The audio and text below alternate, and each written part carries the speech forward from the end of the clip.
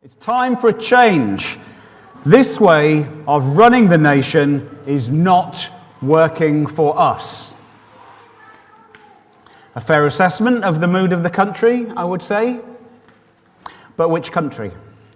Because I think that's a reasonable paraphrase of what the people of Israel said to Samuel 3,000 or 4,000 years ago. In that reading that Adam brought us, we see that Samuel was getting old, his sons were a disaster waiting to happen, and they were jealous of other nations with their monarchs, so the Israelites demanded a king. And Samuel talks to God in a bit of a huff. God says, "Don't be upset, it's not about you. They're rejecting me like they always do. Can you give them a warning?" Which is a long warning. Having a king is not all it's cracked up to be. There'll be wars and labor and taxes, and your children will be lost to fighting and work and things like that. And the nation of Israel seemed largely not to answer. You could paraphrase their responses, yeah, whatever. Give us a king, thanks. So God does give them kings. And well, you can read the rest of the Old Testament to see how that works out. But by and large, we have been led about people we complain about ever since then. People sometimes say to those of us who have the responsibility and privilege of standing here in pulpits to keep out of politics. And while I would never want to use this space for party politics, I think that's an abuse, preachers must not duck the call to address politics, especially at times like this. The gospel is politics. Justice is politics. Love is politics. Jesus was so political they executed him for it. Politics is our patch in the church. That said, disclaimer here, I am aware that the following sermon contains a decent combination of biblical theology and my personal hobby horses and biases, and I am inevitably incapable of spotting where the line is between them. I am trying to play a straight bat here, but do call me out if you think I've crossed a line or disagree with me. Maybe wait till after the sermon, but questions are welcome. Write them in the Ask Me Anything box, and we will get to that. But I don't think not preaching this is one of the options. Here's my sort of paraphrase of where I'm going with this look back at that and what the sermon is. When we seek to depend on people or institutions other than God, to outsource power and justice to something more tangible, the limited, corruptible human nature of such leadership has consequences for our life and for our faith. And we are called to recognize and fight the temptations of such idolatry, to hold to faith and to work for justice. I get it, right? You can't blame the Israelites. Sometimes we look back at the Old Testament and go, God, those guys were idiots. We'd do better. I'm not sure we would. You can't blame them for wanting a king. It is hard to let God be the boss. It's not a very write-downable, understandable system of government. Outsourcing leadership to a person is simpler, is more predictable, is reassuring in having a physical presence to look at and point at and blame, perhaps. But let's be clear, it is idolatry. Taking what was until then properly God's and giving it to smaller, more seemingly controllable, recognizable non-gods is idolatry. All our hope on Keir is founded, right? No, on Nigel, on Rishi, on Boris, or Jeremy, or Nick, or Gordon, or Tony, or Margaret, or Brexit, or austerity, or stopping the boats.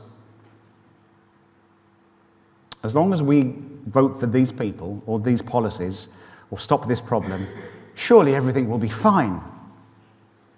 But the temptation there is to let ourselves believe that if only these people get voted in, these policies are enacted, everything will be as it should be. And there are some problems with that. First, how are we to say how things should be? I mean, we're Christians, so that helps, but we get it wrong.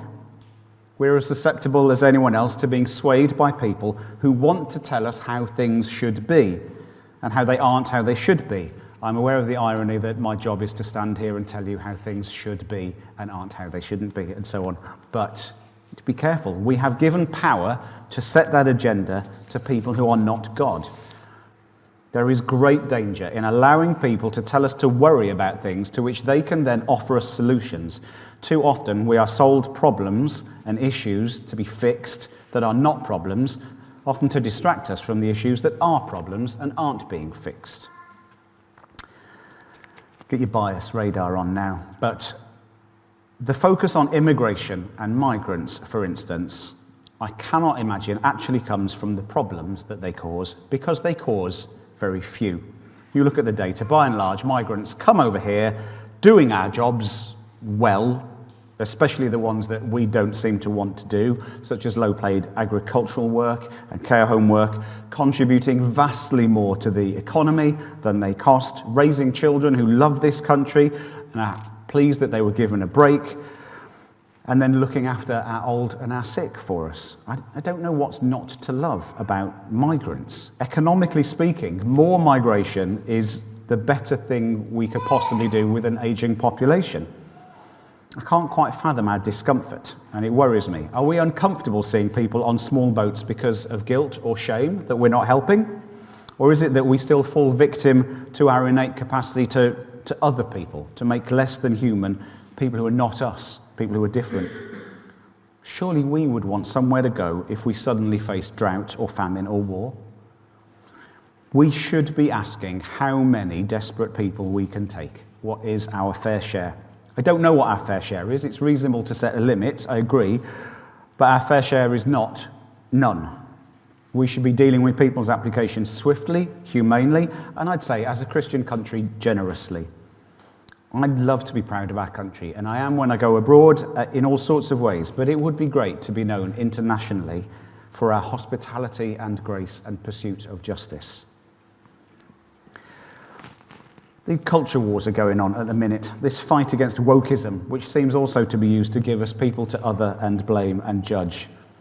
My warning here, this is a complicated thing to get into, but be very wary of anyone offering you the comfort of making things simple that are in fact complicated and complex and nuanced and maybe best left out of party politics. If anyone tells you they can define man or woman in one sentence, ask them to go away and read an A-level biology textbook. It might be common sense. That doesn't mean that it's a fact. It was common sense that the sun went round the earth for a very long time, and it was common sense that women shouldn't vote or have bank accounts or trousers for a very long time. And we can do better than that. We're not about common sense. We're about wisdom and humility and kindness. But my point is, on those two issues, not to resolve them, to tell you what policy should be, but to ask actually how many of us have had lives impacted by immigrants in any way other than the positive, such as treating our loved ones in a hospital or care home. How many of us have been sold the idea that being woke somehow is injustice, not being is weakness, where actually it's being awake to injustice? Where did we get those ideas? Who sold them to us when the actual issues that are facing the country seem to be such things as the broken NHS and us not being able to get appointments, or school funding being shrinking, or the increasing number of food banks, or potholes, or people in our prisons that are falling apart, or the lack of people who can get through our courts, which are also not working? I don't tell you what the solutions are, but we should ask ourselves, what is making us uncomfortable? Who is benefiting from selling that discomfort? Rather than the idolatrous agenda of worldly leaders, let us choose to care what God cares about. What might that be? I mean, there's a lot of stuff in your Bible, but I was drawn this week to that parable in Matthew 25. You know, the one about the sheep and the goats, where God's going, okay, these people are getting in, those people are not. There's a whole pile of sermons there. But just look at what are the issues that God cares about. It seems to be about how people treat other people. Perhaps how, by extension, how we vote for the people who will treat other people on our behalf with our taxes. God seems to care about quite practical things, not theological beliefs. He seems to care about whether the homeless are clothed and fed and watered, whether prisoners are visited and well treated, how the sick are treated, how strangers are welcomed. We will be held to account, it seems, on metrics of compassion and mercy, and let us recognize any agenda that conflicts with that. Moving on. It's interesting to me how much agency God gives the people. They are warned that having a king is not a very good plan, quite extensively, but God lets them have a king. Thomas Jefferson famously said that people tend to get the government they deserve, which is interesting, and it's not the full story. But we are given power in the world. individually and collectively. We are given creation to oversee and to steward, and we're called to do so wisely, and part of that is how we engage with our democracy.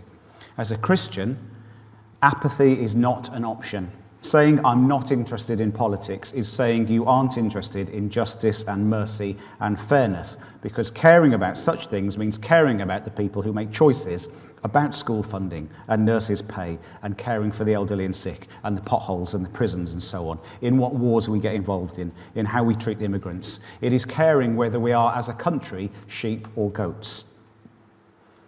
So how are we to live in a political world? How should we navigate this election and indeed the rest of life, because politics goes on? We are called to have hope. Our choices matter and they make a difference. Politicians are not all the same. I guarantee it. More politicians than it might seem are in it and got into it and are still in it to make a difference and to serve and look out for them. Governments as well make a difference. You can look at parties' track records. You can see, when is homelessness going up or down? When are prisons better? When are the sick or poor better treated? You could get to the hustings and ask, if you live in this constituency, on the 21st of June, there will be hustings of all the candidates at Pudsey Parish Church in the evening. Go and see what's going on there. Put your questions to human beings in a room. And voting, frankly, I would say is the bare minimum I expect of disciples. I don't use the word should very often. I'm aware of not leveraging moral power, but we should be voting and more. I get that most of us can't sustain a year-round deep interest in politics. It's a bit geeky, that's my thing, that's fine. But when we vote, we should be paying attention. What goes beyond that bare minimum? Well, you think about the causes you support and fund, where your money goes, what you're buying, especially papers. It is said that Christians are called to navigate the world with a Bible in one hand and a newspaper in the other. Choose your papers very carefully. I have some issues with our papers in this country. Who owns them? And ask yourself, if that's where the profit's going, what are they selling you? You can write to those in power, your councillors and MPs, and hold them to account. If you write nicely to them, I think it makes a difference. I've done that. You get a letter back. If you write to them with compassion and grace and logic, and we all do it, it makes a difference. It changes the agenda. We can be a voice of goodness. We can keep an eye out for leaders with character. You can campaign for good causes, be they political or not. You can get involved with motor neuron disease and things like that. Join stuff. Join a party. At their heart, all of the parties, and I've been a member of one, I would probably vote for a different one this time, but all of the main parties, Conservatives, Liberal Democrats, Labour, the Greens, they're basically democratic things. You can be a member and join and change the agenda. You can say, I think we should be campaigning about this. This is what I think justice looks like. You can be part of making a difference before things get up to the political level. It's a good idea. The one-party political comment you'll get from me this week, you might have noticed that Reform is in fact not a party. It is a for-profit company whose major shareholder is a Mr. Farage. You should be very suspicious of anybody standing in a profit-based organisation that you can't join or have influence with. That seems to me not to be democratic. I'm suspicious of that. But this election season, let us approach all of our candidates, I am working on this, all of our fellow citizens and voters with grace, and assume the best of them as far as possible. Let us resist tribalism and certainly hatred, for hate has no space in a Christian heart. If you know people who vote differently to you, and you do know people who vote differently to you, maybe you don't know about it, then take this opportunity to have a curious conversation. Ask them why, and listen to them before arguing with them. I'd say that this is the bit of the sermon that I'm still working on. But it will do us good to approach each other with curiosity and grace. Remember the warnings of this passage. The people of Israel said, we just want what we want, and it didn't work out very well. Ask yourself why you want what you want. Are they God's concerns, or are they those of the Mail or the Mirror, the Telegraph or the Times, of GB News or Twitter? Or are they the concerns of the gospel, the good news that Jesus pronounced for the poor and the lost and the least, the widow, the orphan, the stranger, and those whom he invites us to join him in caring for? And give thanks. We live in a relatively stable, well-run democracy, and we might be grumbling, But of all the regimes in all the world over the last 3,000 or 4,000 years, you'd take this one over just about every single one of them. It's not as bad as you think, and you do have a chance to make a difference in it. And finally, we do in fact have a king that Samuel would have been delighted by. Of course, I like Charles, but no, it's Jesus. He has won. It's just that we're in that bit between, on election night, I'm going to stay up and watch it, but we're in that bit between the votes have all been cast and counted and worked out, and we know who the new king is. There's still the toing and froing and the counting going on. That's how we live, the now and not yet. In the end, all will be well. And while perfect justice has to await the new creation, every act of love and beauty and justice echoes in eternity. And every such act delights God, as does every vote cast in that spirit. So let us live and hope and vote like the kingdom is near, for it is. Amen.